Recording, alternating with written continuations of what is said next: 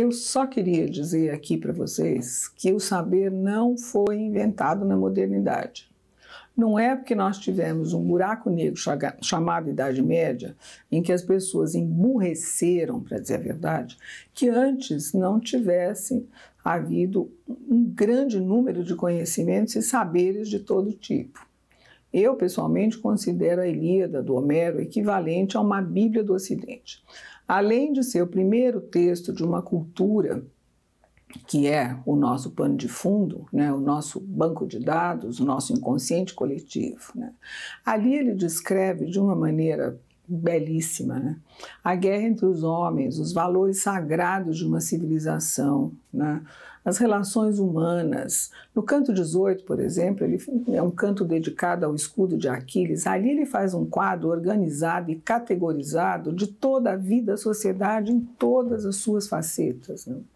E tem mais nesse pano de fundo, tem a democracia, tem o alfabeto, tem a escrita, tem a primeira bomba d'água, a primeira máquina a vapor com Arquimedes, a teoria da Terra redonda, os primeiros cartógrafos, os primeiros mapas com latitude e longitude, né? Arquimedes até hoje nunca foi contestado. Ptolomeu, que entendeu pela primeira vez que os movimentos celestes se fazem elipticamente, tem a nossa querida Hipácia, né, que trabalha em cima disso. E nós não podemos esquecer todo o resto, né, dessa imensa cultura grega laica, né?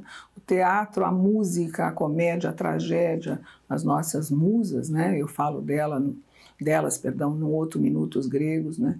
Tem os Jogos Olímpicos, que são a possibilidade de reunião em tempos de paz e não em guerra. Naquela época, eles reuniam 40 mil pessoas, né? E eles foram pensados como realização de um ideal heróico, da prova de heroísmo, da realização pessoal de ultrapassamento, também não é pouca coisa. Essas provas eram o quê? A possibilidade de uma pessoa comum viver momentos de glória. Isso é típico de uma cultura que também privilegia, o que para mim é muito importante, para nós no base, evidentemente, a meritocracia e o talento. Um sistema que permite que todos tenham a sua chance. Quem nos dera, né? É algo tão emblemático que até hoje a chama olímpica, que acende a tocha dos Jogos a cada 4 anos, vem da Grécia, né? Essa é a chama de Héstia, a deusa da lareira e do interior.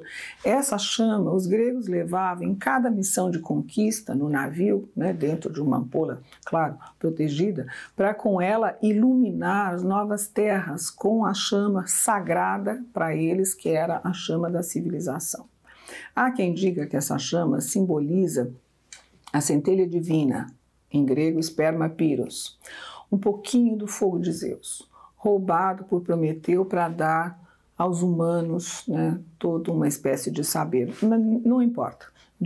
O que importa para nós, né, é que a beleza e a tradição se equiparam, né, nessa herança que é a nossa. E nós herdamos muito mais, né? Nós temos coisas muito práticas, parece que veio tudo de anteontem. Não, a catapulta, as armaduras como nós as conhecemos, a alavanca que se transforma em base e fundamentos da mecânica moderna, né?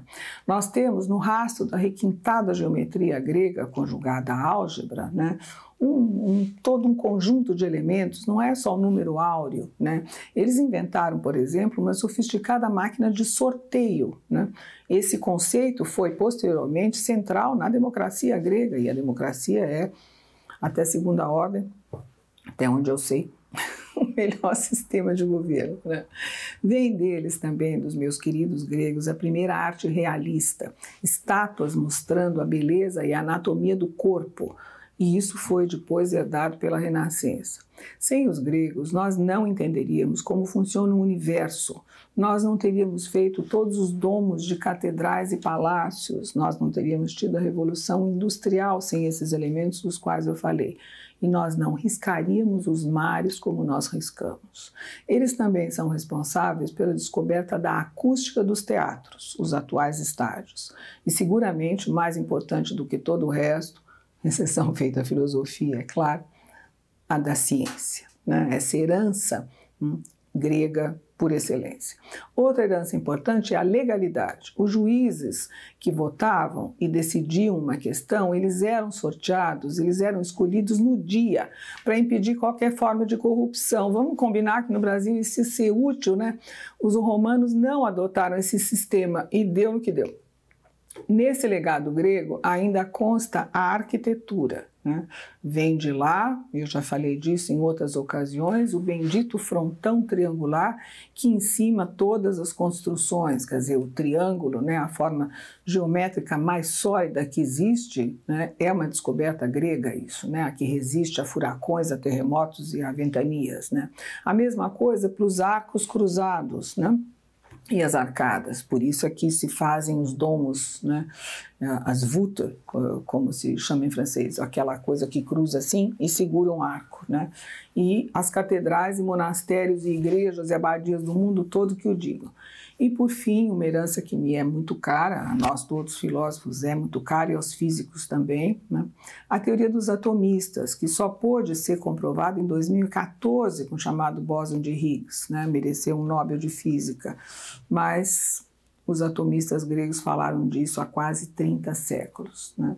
Sem esquecer que o filósofo Anaxágoras foi o primeiro a entender que a Lua é iluminada pelo Sol.